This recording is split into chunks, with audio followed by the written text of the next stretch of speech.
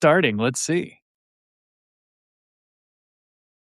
All right. We are live. Hello, everybody. Got a little, I think this dreary weather here has got me off to a slow start, but I'm super excited about the day, especially because we're gonna be talking about weird food.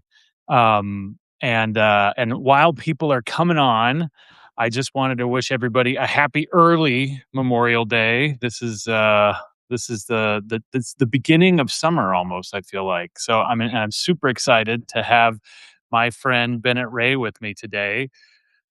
Bennett, how are you doing? I also the gray has slowed us down as a household this morning, and so like my daughter slept until 8:30 for the first time in 2 years. Great timing for this. So 30 minutes before we got on. But otherwise, can never complain. Life's good. It's great to see a bunch of people starting to show up already. John, Olga, Michael, thanks for being here.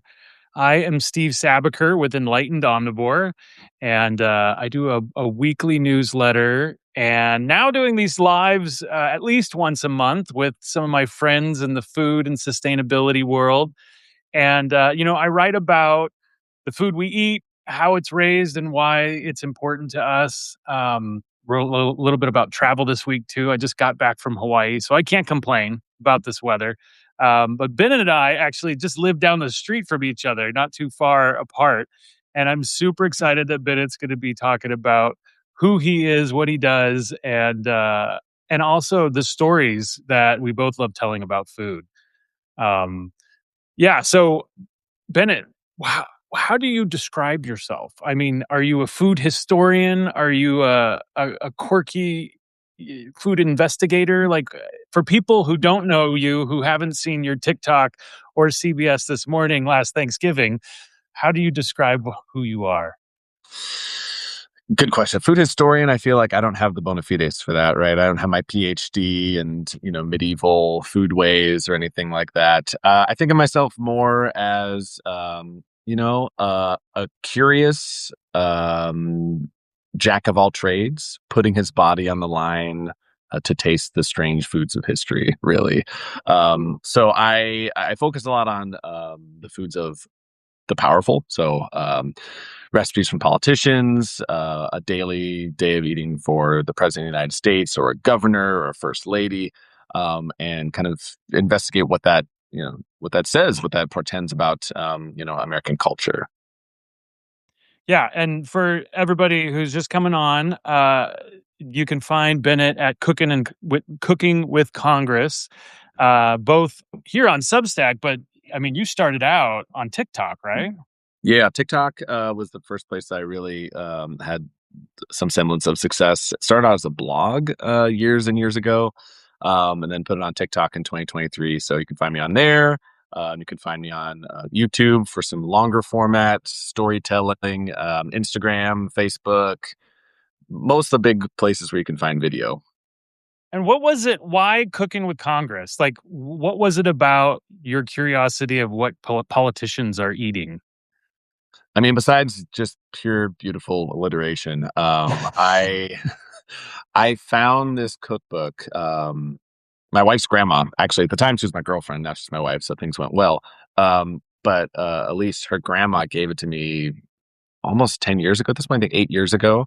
It was called the 1989 South Dakota Centennial Cookbook, and it was just in her collection of random cookbooks. She's from South Dakota, or was. She's since passed, and she just thought I would find it interesting. I don't know why. I don't know what about me screamed like 1980s recipes. I wasn't like already interested in that necessarily. But I had a politics background, so maybe it was that. And she handed it to me, and I opened it up, and I just fell in love. There were all these very weird recipes, diabetic cucumber salad that had Jell-O in it, and some recipes whose names have like gone out of fashion, so I won't even say them. And they were all from governors, state senators, and even the president of the United States, Ronald Reagan at the time, and George Herbert Walker Bush. And I just thought it was so funny that they were submitting these recipes in like full confidence, and they were disgusting and weird. And I was like, well, I have to start trying these. And so it was kind of like a folksy play on, those old cookbooks, like Cooking with Congress, felt like, it aligned with that time period. That's where the name came from. And that's where really the show idea came from as well. So I really have to give it up to my wife's grandma, Kay. Awesome. Well, and I think I found you. Well, we knew each other here in town, but I had no idea you had this like alter ego online. And then, and then things kind of blew up around the last presidential election, right? I mean, it was kind of that's when everybody was talking about cooking with Congress. Yeah, I think it's when I decided to eat like Donald Trump and Joe Biden right around the that summer before the election, before Joe Biden dropped out. And it, it was a more it was different. I wasn't doing recipes. It was the first time I tried like eating like someone for a full day. And I think that level of bodily endangerment was fascinating to me and also fascinating to a lot of other people who are like, wait, this is how the two people who are going to lead this country potentially, this is what they eat in a day. Oh my God, we're in trouble. Right. So I was very fascinated by the response at that time. And it blew up. It also started my favorite series so far as part of Cooking with Congress, which is the Eating Like a President series, where I spend a full day eating like every single US president. And I've got, I think, 10 more to go. And then I'll be done with that one. But that's my most like treasured series that I've invented, I think. Yeah, and I know you have a food and hospitality background. Mhm. You were quite the accomplished mixologist, if I remember. Yeah. So I worked at a distillery for 6 years. I oversaw their events, but also got to teach cocktail classes. So I taught, I don't know, 400, 500 in-person cocktail classes. I tasted a lot of good and bad cocktails from guests during that time, so that taught me a lot. I think that's maybe one running theme is like if you try enough bad stuff, you start to understand what makes it good, like the possibilities and how to fix it. So trying, maybe 1,000 bad cocktails, you're like, I see how to tweak this. And same with some of these bad recipes too. You're like, okay, I've tried enough Jell-O mayonnaise shrimp salad, so I think I could probably fix this and make it better, palatable. I have to believe that mayonnaise and Jell-O are shockingly some of the most common ingredients in the foods you come across. Yeah. It's like, what's our fascination with mayonnaise? I mean, I know the history behind it. Actually, my friend Peter, our mutual friend Peter, just wrote about salad dressing, and which was fascinating, and Americans shoving mayonnaise in every salad dressing, which is a very French thing, Mhm. but yeah, like why mayonnaise and Jell-O? I don't understand that. Well, I think you kind of mentioned it with mayonnaise. Like both of these foods had an elite status to them at a certain point in time. Mayonnaise, I was looking back and figuring out the menu for one of the earlier presidents, Martin Van Buren, and one of the recipes that people were mentioning as kind of a point of snobbery was chicken salad, which to us now, like I can get that at a gas station, and I would be like, fine. But back in the day, like this mayonnaise with the chicken and chives, and it's much like you're, imagining it to be right now. It's just like a common chicken salad today, but it was considered so fancy because the French had just, basically popularized mayonnaise only a few centuries before or even decades before. And so a lot of it had to do with like where it came from, right? If it's coming from the French culture, it takes time. And listen, I've made my own mayonnaise. You probably have too. You do have to like work to get it right. There's a bit of a process to it. And anytime there's a bit of a process, or if it's labor intensive back in the day, that's going to make it something that's more for the wealthy and the elite. Same with Jell-O. I mean, Jell-O, the brand, no. But gelatin, where it all came from, that was something that took a very long time because you had to have a calf or a cow. You had to use the collagen from their bones and the feet, usually the hooves, as a 24-hour process just to get some of that gelatin there. And it was first, savory, which makes sense when you think about it coming from an animal. Like, yeah, it's going to be an aspic first. You're going to be using meats and vegetables. It only became something you can kind of mix with cherries and blueberries and whatever else, thanks to the Jell-O company in the mid-century.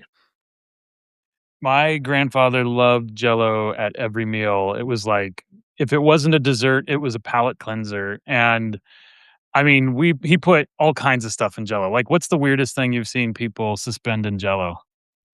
Well, whole fish was pretty rough. That one sticks in my mind just because of the visual is pretty fantastic. Oh.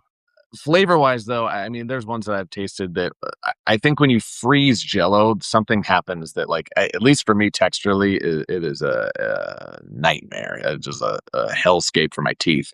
When you like freeze Jell-O and like frozen cottage cheese within the Jell-O, mayonnaise, horseradish, things like that. That is like viscerally upsetting to me. Maybe other people love the feel of frozen Jell-O on your teeth. Maybe other people love the sound of nails on a chalkboard. I don't know, but to me, that's like one of the most disgusting ways to kind of work with Jell-O is to freeze it. Yeah, I feel like America has this reputation of weird combinations of processed foods, and it does, like you said, it starts out, the story makes sense where it was a fancy thing at one day, or the technology was new, or it was expensive, and then now, like, the foods that we really focus on that identify as American are some of the cheapest in the world, I feel like, and the most ubiquitous. Um, but I'm curious, you said you were in politics before all of this. How did that come about? In politics. I should clarify. I was not like, running the campaign for, Barack Obama or something like that. But I was in school for politics. So I went to school for politics. I was fascinated by campaigns and elections specifically, campaign psychology, et cetera. I did go to see, as part of a work study program, I went to see Barack Obama get nominated, for the Democratic Party candidacy in 2008. Dating myself in terms of age, but that was a pretty like magical moment in my political career. And I did all of this work, and I got my degree. And then I came out in a non-election year in a recession, and I also came out really being slightly disillusioned without ever having really gotten into it, without ever having worked in politics. But 3.5 years was enough for me to be like, I don't know, there's something disillusioning about doing all this interesting, cool, creative work just for like, a very wealthy politician to get elected. And so I kind of turned away from it. I still look for jobs in politics, but I turned away from it and decided to pursue more of like the creative writing side of things. And that's why I eventually moved out to California from Pennsylvania. So I was always interested in politics. I grew up on the Daily Show. I was a presidential like history buff and nerd when I was a kid. It's always been within me. It's just I didn't really want to work in it after I learned so much about it. How Yeah. sausage is made. Well, and that's what I love about your stuff, because I'm a super US history nerd too. When I was in school, I took AP US history. I went to DC was the first city I moved to after college. Mm. I worked for a couple of senators, and for I don't think I knew me, that. yeah, yeah, early on. I mean, it was, Senators Rockefeller and Frist. It was like a bipartisan thing. Nothing to do with food, by the way. I mean, it was all at that point, it was like technology stuff or education, but it was fascinating to be in DC. I mean, that Mm. city was really, The it seat was of power. special. Yeah, and it's like, what do they say? They say, when you're in New York, you ask, people, "What do they do?" When you're in LA, you ask, "What gym do you work out?" And when you're in DC, it's, "Who do you work for?" It's like that sense of, power and relationship and connections. That super fascinated me as a young person. I kinda now run away from it in horror, but but back then, it was really tantalizing, and the food scene there was fun too, because it's like nobody had any money back then. So you just kind of danced around all the free spots. Somebody had a free, half price pizza or free chips and salsa, or, buy a pitcher of beer, get some chicken wings.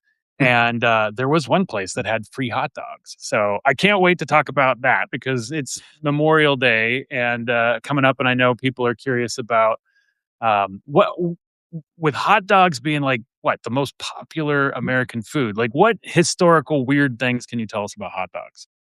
Well, there's first of all, there's a great book called Raw Dog. I listened to, I think, twice on a road trip because it was so fascinating. It's Jamie, I think it's Jamie Loftus is the author. It's hilarious. It is educational. It is kind of like a travelogue, but also a history of hot dogs in the United States. It'll do a better job than I ever could. So if you're interested, you can kind of go for an irreverent history of hot dogs, but an accurate one. That's a great book. I think you'd probably love it. Yeah. Um, hot dogs in terms of American history. I remember discovering like the hot dog incident in the 1930s. Um, it's funny the things that cause uproar in history, right? I mean, I always go back to like the scandals of the time, and I think sometimes we think that the modern media landscape is why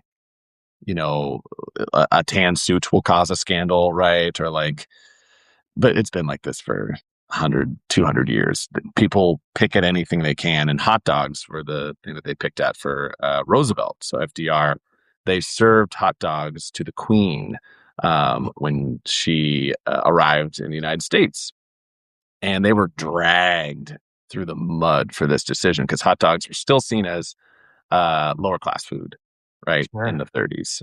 So the fact they were like having a hot dog picnic for the Queen, they were not meant to do that. This goes like in a long line of kind of common occurrences with Eleanor and FDR, in that they were not serving the fanciest foods in the White House because terrible optics, right? It's the Yeah. Great Yeah. Depression. You're just coming out of the Great Depression. It was 1939, I think, when it happened. So this is pre our entry into World War II. But the optics were terrible to be serving like these elegant dinners that Hoover had been serving right before.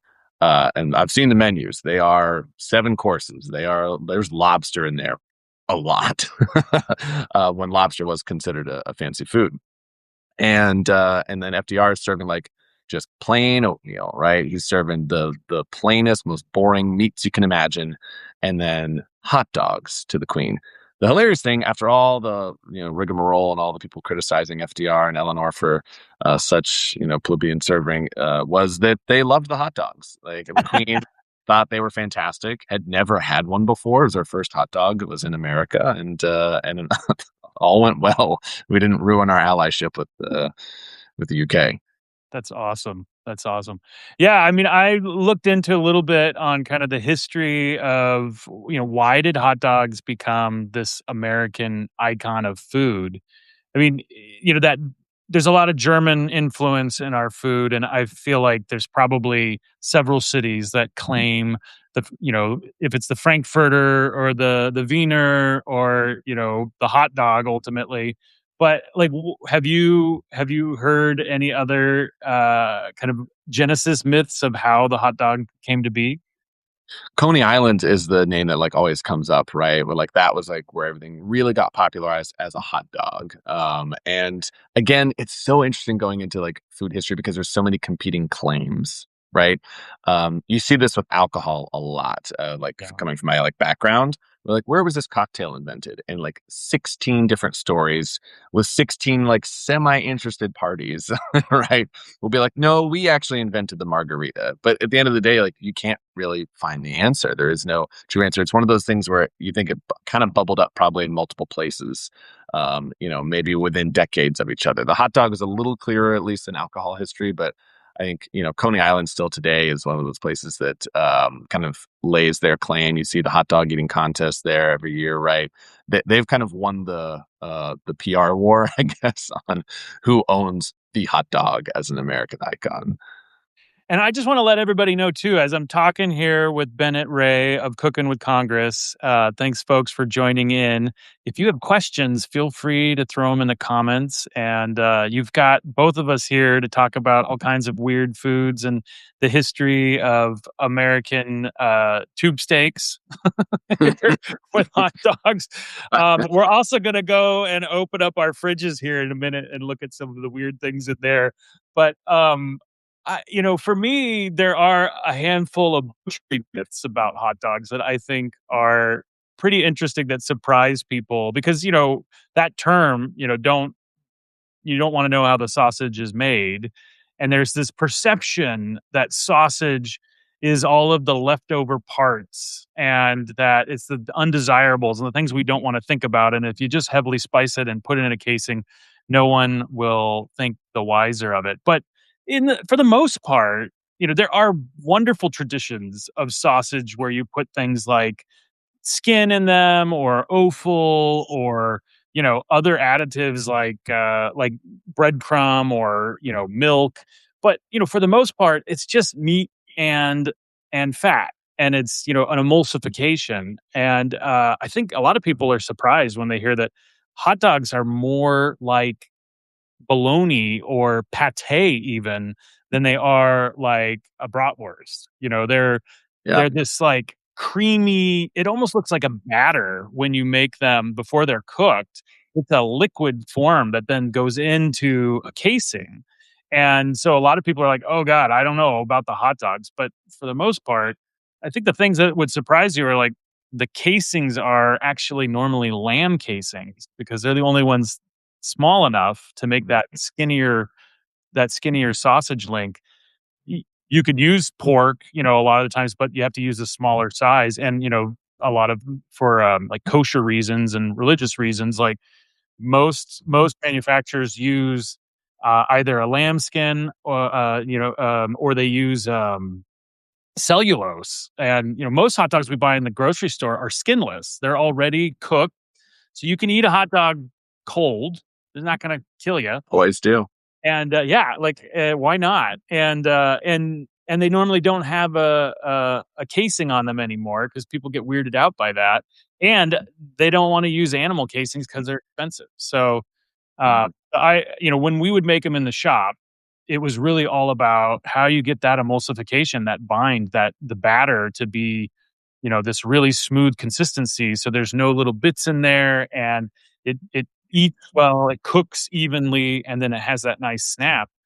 And yeah, the things you should be worried about in hot dogs are not the meats or the animal parts. It's all of the other ingredients they put into them now these days. Mm. So, I don't know if you read the labels, but I do. I have to read the labels for just in case they shove carrots in there, which is a food allergy. So that's right. I always have to read the food labels of pretty much everything. It's funny. I was at book club. I'm part of a book club. We were there at my friend's house 2 nights ago, and tied in thematically with the book we are reading, he like made bologna, mayonnaise, and lettuce sandwiches as an appetizer. And one of my friends just was like, "Oh, cool, flat hot dog." I was like, "Oh yeah, that is what bologna is. Really, it's just a flat hot dog. It's the same kind of texture and everything." You're totally right. It doesn't. It's way closer to that than it is to sausage. Yeah, and I mean, it's like the American pate. Like, if you really think about it, with a little more finesse and a little more whipping, and it's what people would do from a culinary perspective to make, a chicken liver mousse or something like that. I mean, the weirdest things I've seen though in hot dogs, because nowadays you want shelf life, right? Like you can make a hot dog at home pretty easily. Maybe you might add a little bit of dairy, like some milk powder or something like that as a binder to smooth things out. But in general, if you just kind of whip up the meat, blend it enough in a blender even, it'll have that hot dog consistency, but it'll start to brown after a few days, even after it's cooked. And it'll not hold its texture and its flavor for very long. So now they put stuff like sorbitol in it, which is like a sugar basically that's a leftover from corn. And that can not only does that add a little bit of sweetness to offset the saltiness, but it also retains moisture, which is like a big issue with cooked sausages. They just start to dry out, and you want that hot dog to have that kind of jiggly, moist consistency. You just turned everyone off of hot dogs. I know, right? Right? You want that hot dog to be jiggly and moist. Like, all right, you lost everyone off. Peter Peter got on and said, "Hey, nothing like talking about hot dogs on a Sunday morning." So as I have my cup of coffee here, let's talk more about hot dogs. Whew. Yeah, there you go. It's so funny because I ate hot dogs so often when I was a kid. I have such a when our family went through some pretty rough times, hot dogs were what we relied on as dinner. Probably for like a year, I think I probably ate a hot dog a day. Oddly enough, I maybe my system was messed up, but I would just like salt my hot dogs. Wow. All right. A bun, salt, no condiments. Now, Psychopath. cold or heated? Would you be Heated, like, heated, okay, heated, but still, just insane. No mustard, no ketchup, no relish. It's a plain hot dog with salt on it. That sounds kind of like some struggle food, I know, and it was. well, and it sounds a little less weird than cooking it with Congress. I wonder, are there any crazy recipes that involve hot dogs that you've come across over the Yeah, years? my favorite. I think genuinely, my favorite recipe I've ever come across is a hot dog recipe. Uh, Really? yes, yes. And it's not suspended in Jell-O. It's shoved through the center of a baked potato. It's I mean that How like do you do shoved. that physically? I don't understand. This was not easy. The instructions are insane for this one. It's Senator Larry Craig, which some of you may remember. He had a Minnesota airport bathroom scandal where he was touching feet with an undercover cop, a male undercover cop in the Minnesota airport bathroom, and was caught with trying to solicit things from said undercover cop. Larry Craig was also very like anti-marriage equality at the time, so it was a really like fascinating look. But years before this, he published this recipe for the super tuber. And the super tuber, he's from Idaho, is a big old Idaho potato, which you core out. So you get a hole in the potato there, and you, you see where I'm going with it. Yeah, And this it's is a family show. This is a I family know. I know. It's also the most risque, like absurd recipe that I've ever come across, which is why it's my favorite because it's so connected to the person who made it. We're like, and then you put a hot dog through, you grease the potato, and then you put a hot dog through it, and then you cook it in the microwave for 6 minutes or something. Yeah, I think we 6 minutes. should What have happens to the known. hot dog? It shrivels. It just gets completely dried up. It's uh honestly, if you had deep fried the whole thing, it'd probably be pretty good. Yeah. Like a hot Yeah. dog in the middle of potato, deep fried, okay.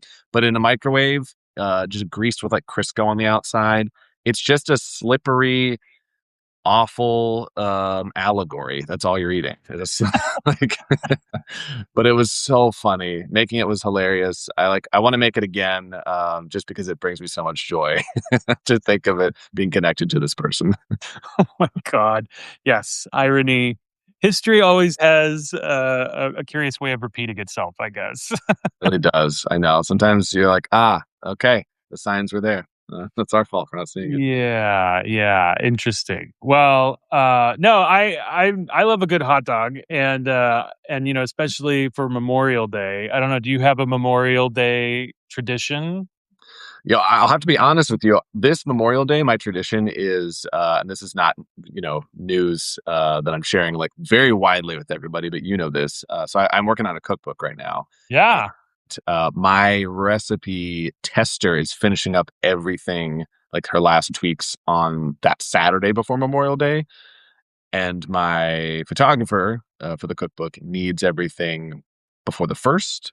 Oh my God. And my editor needs everything before the 26th. And so Memorial Day for me this year is a little different. I'm going to be in front of a computer, I think, tweaking all of the recipe notes and making adjustments. And honestly, like maybe putting a last few tests into a couple recipes that need it just to make sure it's perfect and ready to go for all of you out there to read.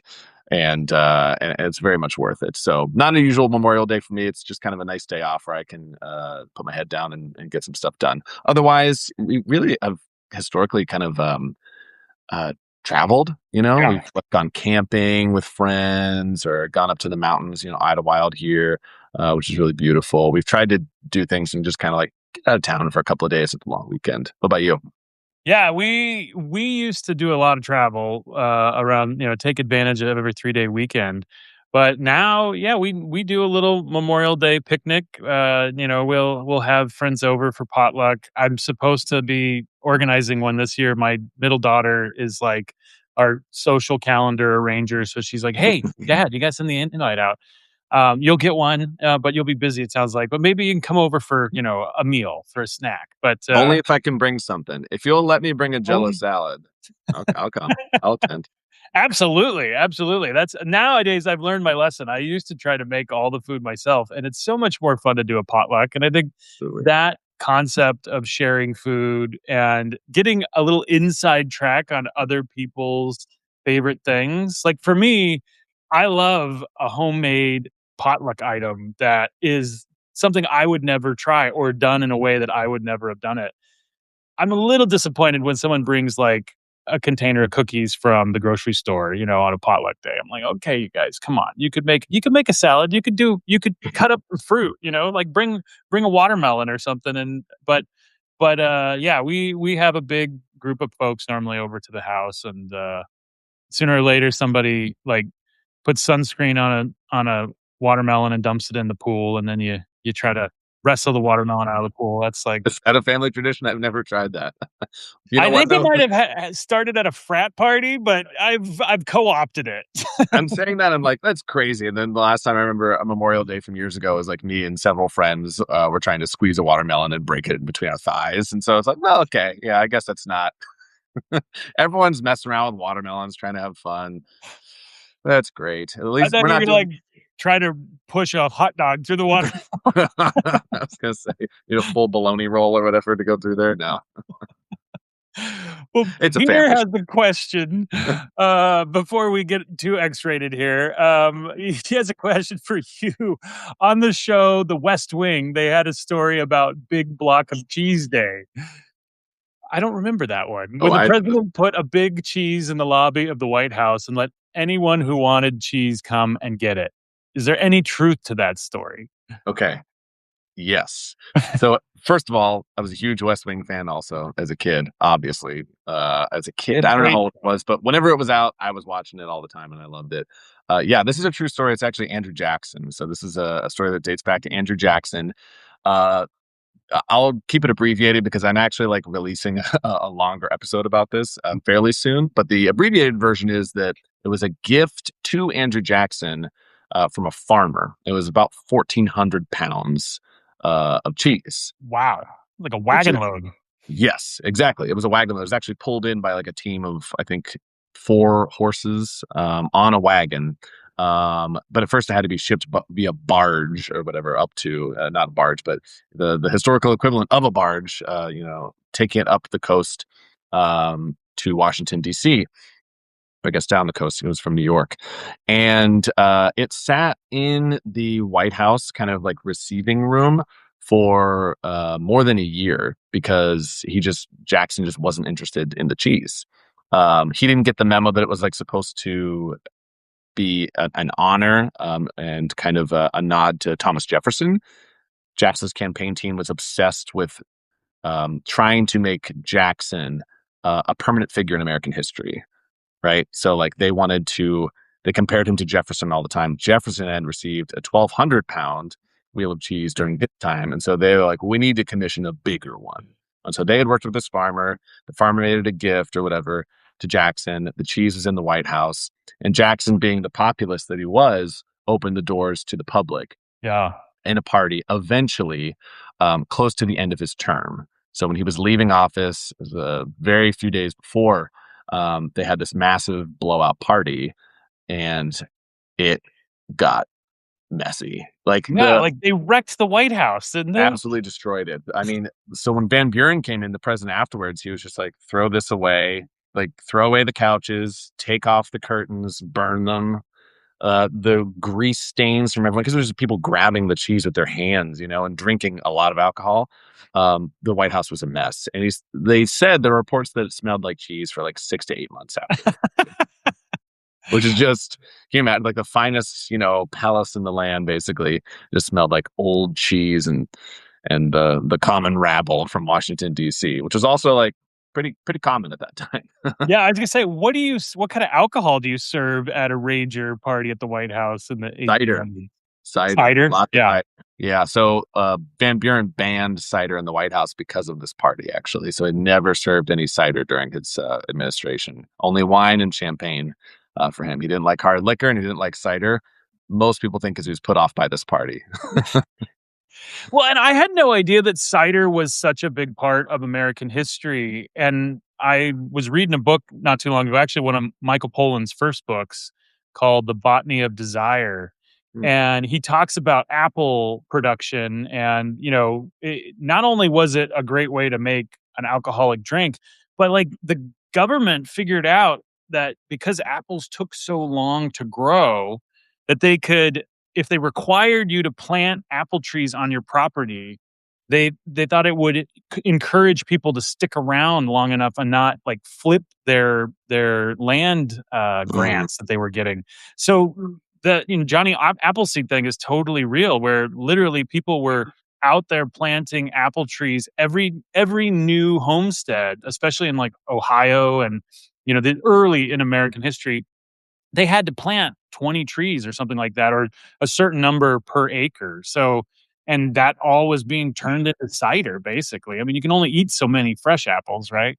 yeah, exactly. So it got turned into cider, and at the time, especially in Washington D.C., water was not that safe to drink. So, I mean, not to get too graphic, but like it was written about everywhere when people were in DC, all the newspaper, it was just a well known kind of like, not even secret, but that if you go to DC, like you're going to get cleaned out. It is not, the water was not very safe to drink. It wasn't good for you. And so people were drinking cider, low ABV, something similar to like a session, Yeah, today, two to sure. 3%, right? But that was kind of like you drink that instead of water throughout the day at times. And you'd have that, like John Adams drank it in the morning, first thing before anything else. It's just like, oh, just have a tankard of cider before breakfast. Again, like you're protecting your biome from that like gnarly DC water. So it I don't know became how so they got anything done. Like, I just want to take a nap all day. they, I, the, I'm discovering it more and more now, coming up on the America's 250th. How much alcohol was consumed by the founding fathers? It's pretty remarkable. Yeah. Or however you want to say it, it's remarkable, it's stunning, it's shocking, it's horrifying. But they drank a lot more alcohol than we do today. I think per capita. Absolutely. Absolutely. Well, and Peter says now it's time to throw a cider and cheese party. So maybe that's a new Memorial Day tradition for you. I like that idea actually. And I'm not gonna go. I'm gonna get a 14. I'm gonna get a 1,500 pound wheel of cheese. It's gonna be huge. That'd be awesome. That'd be awesome. Well, like every good populist, you just need a bigger wheel of cheese and the people will come running. So I'm pretty serious about it now that you said it. I'm like, wait, that is a great idea for a party. Like a themed party with the biggest wheel of cheese imaginable. I mean, why who? not? Yeah, yeah. Why Okay, not? all right. I'll have to think about this. All right, I want to get into more weird stuff. So we talked about this. I've never done this before. Let's see what happens. But let's look in our fridges. Like, I'm really curious. Every home cook has all kinds of stuff in their fridge. And actually, later in this month, in June, on the 13th, I'm going to do a workshop on the freezer. But focusing on the fridge first, because I haven't cleaned my freezer, so I can't show you that. But we have all kinds of crazy things in there. I want to know. I'm going to go first because I have a feeling you're going to top me. I don't But know. I We'll see. wanted to, share the most intimate side of the home chef. I mean, what's more revealing to a person, their refrigerator or their bookshelf? It's like, what are we talking about here? So, Yeah, yeah. I like that. I think a bookshelf kind of shows you like I think that can show you more about where someone's been. It shows you their like arc over time, right? Like, oh, this is who you used to be, and this is who you are. But a fridge really paints the picture. I mean, that's why I do the Eating Like America series, because I think you really do get to know something about the people, of any location through what's in their fridge. yeah, and tell us a little bit about that actually, and then I'll go into my fridge. But like, you basically ask your subscribers to send you a menu that they've had for a day, and then you Yeah, cook them? yeah. So it was like a very, I was just so curious and like, I guess nosy is the best word. But I have always just been curious about like, well, what, like I eat like this. What do other people eat like? I mean, the curiosity just leads so many of the ideas for the show. And I was like, I had that curiosity. I wanted to figure out a way to fold it into what I was doing. And so I was like, well, what if I ate, like what if people told me? What if I asked people and they told me?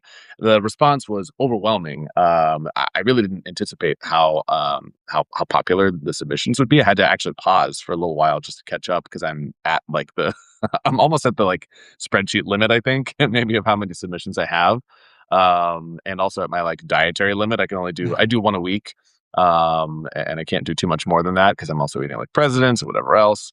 But yeah, I eat like folks from every single congressional district. I'm also eating like some of the territories. So I have like Guam on the list and Puerto Rico. I've done some international here and there, Saskatoon, Canada, and some from England and Brazil coming up this year. So it's fascinating to see what people's average day of eating is like. And because it's anonymous, people can be really frank and honest with themselves too. Be like, well, this is what I do really, eat or drink in a day. I think they pay attention. This is the average. And then they submit it and get to see me live that day. And, I learned something. I kind of, the same way I do with the presidents, like it's experiential. And that's kind of how I learn best, I think is living it. So I love that series and I'm fascinated to get to the other hundreds of submissions left to color that map of the United States. Awesome.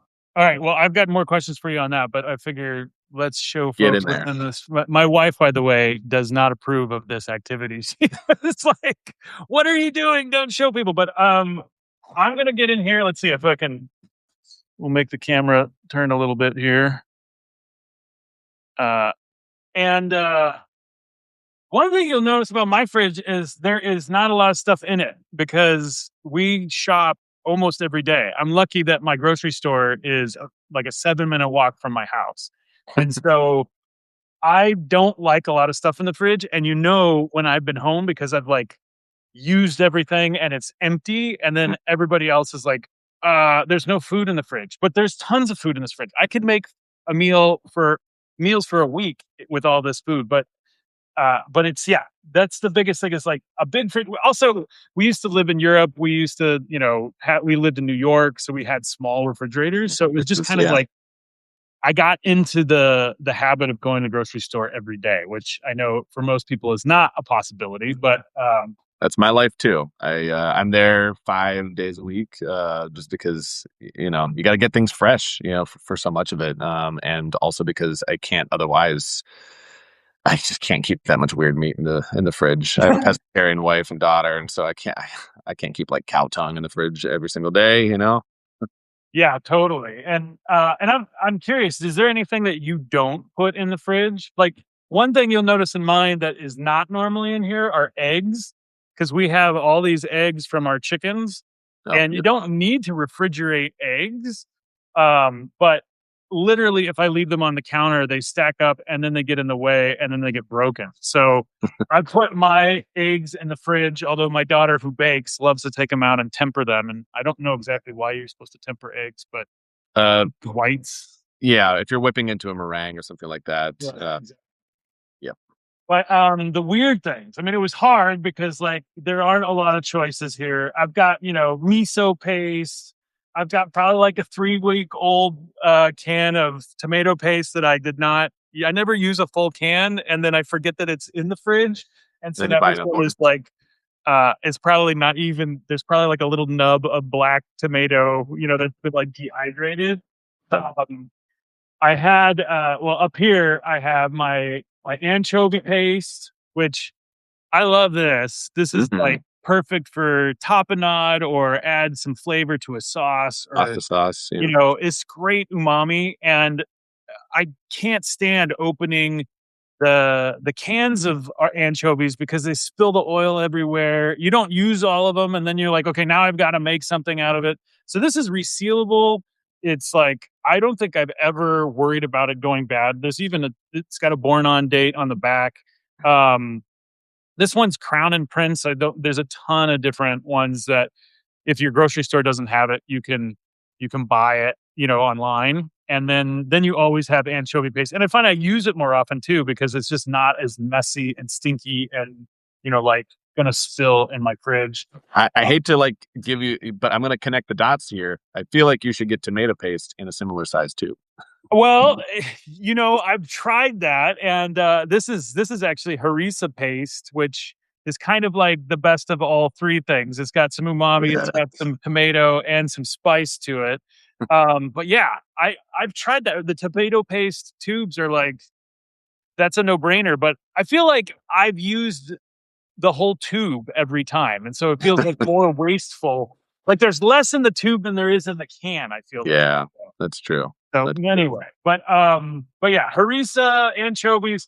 I think the weirdest thing right now, I thought I was gonna have some interesting proteins. I had some chicken gizzards that were marinating the other day, which that might be kind of unusual for folks.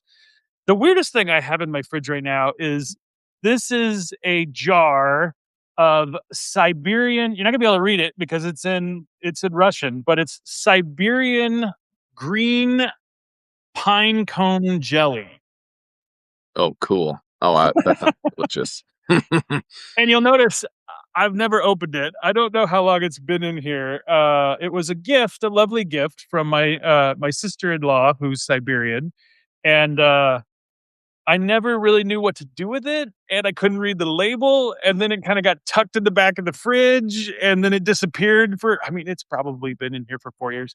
So I think it's time to open this up, and I have a feeling this would go well with maybe some pork or it's on a nice crusty piece of bread with some butter, but I have no idea what green pine cones I'm gonna think very tanniny, very, very piney, very Lysol-y, like, who knows? But, Fascinating.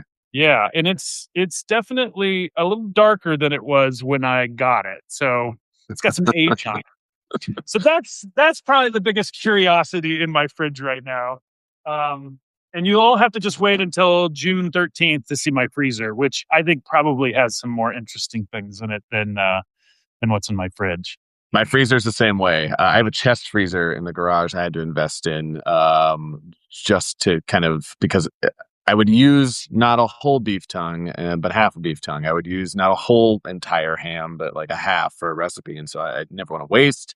So I started stashing it away, and I started getting squirrels in the mail, and I was like, I should probably separate this from my child's ice cream and popsicles. So, yeah, there's squirrels, there's possum, there's turtle meat out in the freezer, and a few other odd things coming my way from my dad very soon. So my freezer is definitely strange. My fridge, I'll take you on a walking tour here. My fridge, it's interesting. So I'm the same way as you, and that my fridge,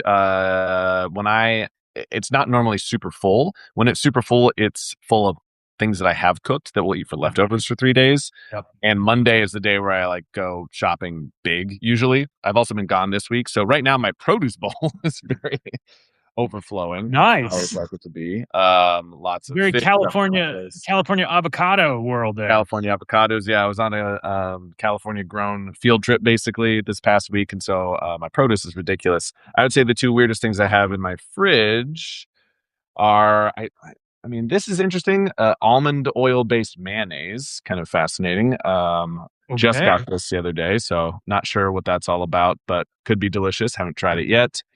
The two weirdest things are probably this, which I'm going to grab, and then where's that other strange item? Okay. Well, the first one, oh yeah, duck pate. Ah, Um, I don't always have duck pate in my fridge because it's like $25 for a thing that's this big, but I had to have it because that was a pretty common breakfast item for James Madison, and I ate like James Madison this past week.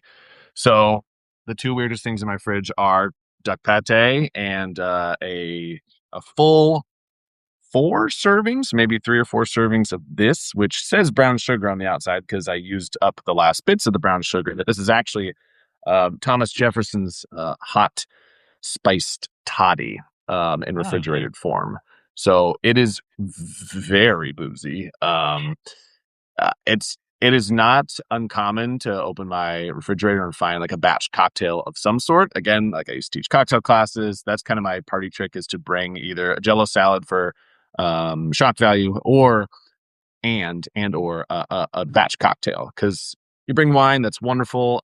This is I have so many bottles of spirits that I like to work with and be creative with, and so bring a batch cocktail is pretty common for me. Lemon, lime, some simple syrup, and then mix together whatever other ingredients you want. But this one is rum, a ton of brandy, baked apples. You actually like pour the whole hot mixture over baked apples with some nutmeg, clove, allspice, and then brown sugar. It is very, very good. It is not the season for it whatsoever, but maybe today on this gray kind of morning, not morning, evening, Starting I'll dip early into at the the top. Ray house. Yeah. So those are probably the two strangest ones here. This is delicious. It's actually, it's absolutely fantastic. I just can't eat this much duck pate. Hopefully it keeps for a little while and I can kind of spread it out over a few weeks. Was it Madison you said who's eating the duck pate? Yeah, yeah. Pate in general was fairly common for more of the kind of wealthy elites at the time for the morning. So a lot of cold meats in the morning. Yeah. Breakfast was usually later in the day, 10, 11, and it would be like cold slices of ham, cold slices of turkey, chicken, pheasant, goose, fish sometimes for the folks who didn't really like meat, and then duck pate, chicken pate, pork pate, etc. Spread onto a big chunky piece of bread. That sounds good. I'd eat Good. that. I'd eat Yeah, it was a that. pretty nice breakfast. Yeah, I liked it. Big breakfast. That's start your day. What and the spiced toddy is that was served hot, Hmm. but have you Served. tried it on ice? I wonder, it could have like a little afternoon, I haven't tried it on ice. spritz. Let's see. I don't want a lot. Cheers. Cheers. Okay, here. Oh yeah. Not a bad way to start your It's morning. potent. Yep. It's very nice. It is. It's pretty sweet because there's nothing to temper the sweetness except alcohol, Yeah, yeah. water. But the spice mixture is just perfect. Yeah, it's pretty lovely. That's awesome. That's my big question for you is if you're eating once a week like one of your subscribers, once a week like a president, you do other historical figures, you're still doing members of Congress. Like how many days a week are you eating like somebody else? Uh, so 2 out of 7 days a week are like full eating like someone else, where I am not, and I'm strict with it too. It's usually Mondays. I eat like whatever first lady or president, and then Thursday or Friday I'm eating like a paid subscriber. Um, so the other 5 days I'm still cooking other recipes. So like this toddy I made on the same day that I made a what was it, flummery, I think, and beggar's pudding with sack sauce. So some old timey recipes that we really don't know the names of anymore. Maybe we don't know the names because they're terrible names, for good reason. But those I'll like film 3 in a day, but I'm not eating like a person for that day. So but I release 3 episodes per week, usually one long form and then the 3 shorts every single week. I've been doing that consistently. I just like kind of clocked this recently since January 2024. So 3 episodes a week, every single week, Wow. without fail since for over 2 years, which is a little maniacal, I Yeah. guess. Well, it's something. It's impressive. It's When fun. you're not eating like somebody else, what does Bennett Ray like to eat? Yeah, I'm honestly like my go-to is pasta dishes for dinner because I love to cook for all three of us. So like last night, had a long week, I was traveling. Elisa had a busy week as well, and so I was like, okay, I just got to whip up something easy. What about a lasagna? Like that sounded like to me that's like the easiest stuff to whip up based on whatever I have in the fridge. So I didn't have ricotta, but I had some like ground pretend meat, and I had a bunch of fresh spinach. And I was like, okay, I got that. I got Parmesan. I can add some spices in here. So we made just a lasagna, beautifully baked in the oven. I love just like pantry pastas. Like, give me some good hearty noodles and whatever else I can find in the house, and I'll make it delicious. It's one of my favorite things to do throughout the day. Otherwise, I kind of have to eat a bit boring in order to not I don't know, destroy my health on this show. If I'm eating like someone else 2 days a week, I like to kind of keep it. It's a little more strict than maybe it has been in the past. Where it's like, great, breakfast is Greek yogurt and protein powder and an apple, like every day. So it can get a little rote at times, but to me, it's completely worth it, and it's still enjoyable to me. It's not like I'm eating stuff I don't like. It's just routine. And I don't know if you ever feel this way, Steve, but like the busyness of life, sometimes a nice, easy answer for me is like, yeah, I just eat the same thing every morning pretty much. I know it's there. I don't have to worry about it. It doesn't take a lot of time. Then I can kind of, have more fun with dinner when I've got more creativity and time to think about it. That's totally how I feel about lunch. Lunch for me is like I love a big dinner and I Yep. love having everybody around the table if we can swing it, which is harder and harder these days. But lunch for me is just kind of, you know, if it's predictable and I can keep everything in the fridge and I know what I like, I'll eat a big salad with, some kind of protein on top of it and any of the veggies I can find. Uh, that's like a no-brainer. But breakfast comes and goes. Like sometimes I tried that intermittent fasting for a while, so I'd go without breakfast, and then sometimes I'll have eggs for breakfast. But yeah, breakfast can be a crapshoot. Sometimes I don't eat breakfast, depends on how busy my day is. But yeah, lunch I like to keep it like a really big, like the biggest green salad I can make with lots of protein on it. But then dinner's a crapshoot. You never know. Dinner could be anything. Probably not as interesting as what you've been eating, but maybe less weird at least. Yeah, probably more enjoyable on average, I would say, for you for dinner. I mean, there's some really good meals that have come from it. I wouldn't have developed a cookbook where it's like, guess what? 100 disgusting recipes to never make. Like, there are a lot of really fantastic ones out there as you go back in history, and so it's cool to discover those. And I don't know, like enjoy a new dish that I've never had before through the show. And there are definitely some dishes where it's like, got it. So that much scrapple for dinner tonight? All right, let's gear up. Well, Bennett, this has been amazing. There have been so many things that we talked about from the history of food to what's weird in our fridge. But like, how can people follow you and learn more about what you're going to be eating this week? Oh yeah. So I do a monthly newsletter via Substack, so you can follow me here on Substack for sure. That kind of gives you the preview of what's coming up on Eating Like America. It gives you recipes, some behind the scenes stuff as well, and then otherwise, it's cooking with no G at the end, like down home cozy cooking, cooking with Congress on Instagram and TikTok and YouTube. Especially has been kind of exciting to do more of those long form storytelling, especially if you're into the Big Wheel of Cheese story. I'm going to get more into the details on that this week, actually. So very good timing with that question. I don't know who had the inside information, but hopefully we'll see you there. Fantastic. And if you want to keep following on Enlightened Omnivore, I've got a weekly newsletter that comes out on Substack. On June 12th, it will be my next live, which will be on our seasonal table series with my good friend Nikki Sizemore. We're going to be talking at 9 o'clock Pacific, noon Eastern, all about summer and what that means for us, not only in our kitchen, but also in our lives and how we incorporate the changing of the seasons into mind, body, spirit, and food. And then the next day, I'll be doing the workshop for June on the enlightened freezer. You'll learn all kinds of tips about how to preserve foods in your freezer, how to keep your freezer well organized, and what goes in the freezer, what doesn't. But in general, just how this is like the most useful tool in your kitchen to save money, to preserve food, and to eat lots of really fun things throughout the year. So check that out. That's on June 13th, 9 o'clock Pacific, noon Eastern. Thank you so much for being on, Bennett. It's been a Of lot of course. fun, and It's I been wish so I much could fun. cheers you again there, make you Cheers. All right. Thanks for having me. Everybody have a great Memorial Day weekend, and we'll see you next time.